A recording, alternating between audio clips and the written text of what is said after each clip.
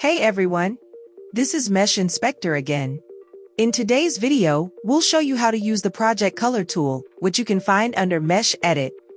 This feature in MeshInspector transfers vertex colors, textures, face colors, all other applicable attributes from one mesh to another.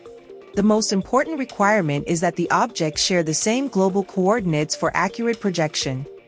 To do that, we go to Transform, then select Align manually. We pick a few points, 3 in total. Now everything is aligned.